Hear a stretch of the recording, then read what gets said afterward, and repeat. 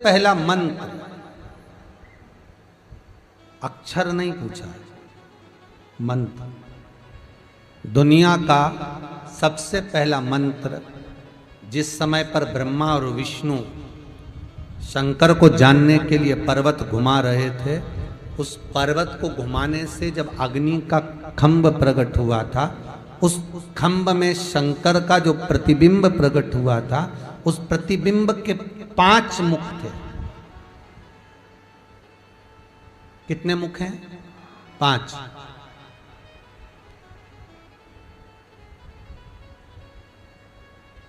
उस प्रतिबिंब के 5 मुख।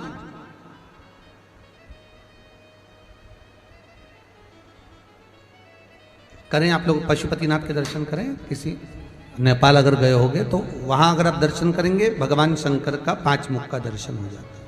ठीक है,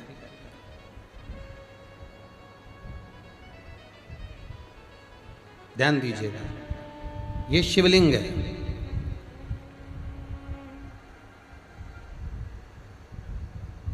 इसका जो भाग है मध्य, जब भगवान ब्रह्मा और भगवान विष्णु ने जब मंथन किया, उस मंथन में जो अग्नि का खंभ प्रकट हुआ, उस खंभ में से सबसे पहला शिवलिंग प्रकटा था।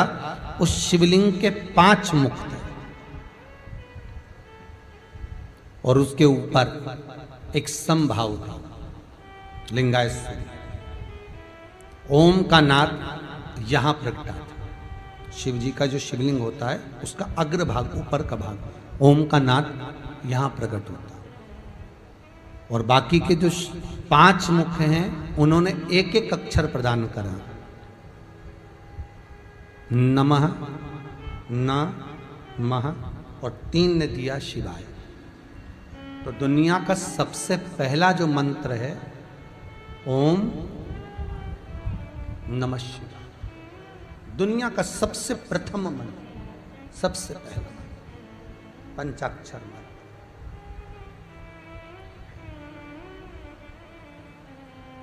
अब एक प्रश्न सामने आता है, जो सुबह किसी ने एक लेटर दिया था, पत्र दिया था, उसका अनुमोदन हुआ कि शंकर भगवान को जो भी सामग्री चढ़ाई जाती है, शिव जी को हम जो भी सामग्री चढ़ाते हैं, तो शंकर भगवान का जो शिवलिंग है जहां रखा हुआ है, शंकर भगवान को अगर कोई सामग्री चढ़ाना हो तो ये जो गोल जलाधारी है और ये चरण है जहां से पानी गिरता है, तो अगर हम शंकर जी को कुछ चढ़ाएं तो क्या यहां चढ़ा दें जहां पार्वती जी का हस्त कमल है, या शंकर भगवान को हम कुछ सामग्री चढ़ाएं तो जो उनके चरण है जहां से जल नीचे की ओर जा रहा है वहां चढ़ा दें,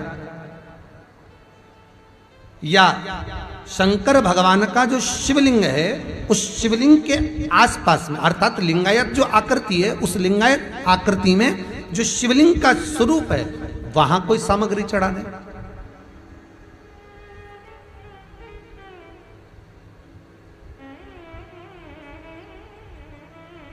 स्वीकार करेंगे भगवान? शिव महापुराण का संवाद कहता है, लिंग पुराण में लिखा है कि जो शिवलिंग होता है, जो भी वस्तु हम चढ़ाते हैं भगवान को, वो इस शिवलिंग के, इस लिंग के ऊपर, इसके ऊपर समर्पित करते हैं ना। उसका कारण क्या है? क्या कारण हो सकता है उसका? शिव महापुराण में वर्णन किया, लिंग पुराण में वर्णन किया, स्कंद पुराण में आया और नर्मदा पुराण में आया कि जब हम जहां से ओम प्रगटा है, जहां से ओम बिंदु का प्रागट्य हुआ है, उस ओम बिंदु पर जब हम कोई सामग्री समर्पित करते हैं तो वो सामग्री केवल एक देवता की नहीं रहती, वो 33 कोटि देवताओं को समर्पित हो जाती है।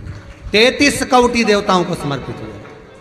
ओम बिंदु का नाद, ओम का स्मरण 33 कोटि देवताओं का स्मरण को वर्णित कर देता है।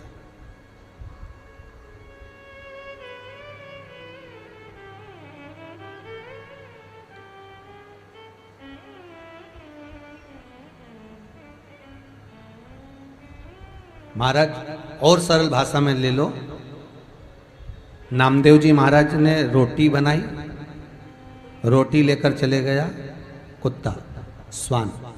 नामदेव जी उसके पीछे घी की कटोरी लेकर चले गए थे। किसी ने पूछा, गुरुदेव आप घी की कटोरी कहाँ ले जा रहे हो? तो कहा नारायण भोजन कर लेंगे, इसलिए रूखी रोटी खा लेंगे, इसलिए घी लगाने जा रहा हूं। ना जाने किस वैश्य में नारायण मिल जाए। पूरे प्रतिबिंब में एक स्थान शिवलिंग का जो ऊपर का भाग है वो महाराज स्वयं 33 कोटि देवताओं का स्थान है। शंकर के साथ में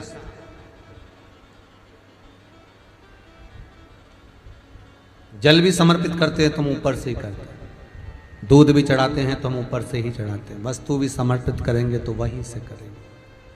अब कितना अंतर है आप देखिएगा जरा। हो राम मंदिर में जाओगे, कृष्ण मंदिर में जाओगे, देवी मंदिर में जाओगे, शनि महाराज के मंदिर में जाओगे, बृहस्पति के मंदिर में जाओगे, दत्त मंदिर में जाओगे, जिस मंदिर में जाओगे वहां पर जो चीज भी चढ़ाओगे वो चरणों में चढ़ाओगे, पर शंकर को जो चीज चढ़ेगी वो शिवलिंग के ऊपर शिखर भाग में, जिससे सबको समर्पित हो।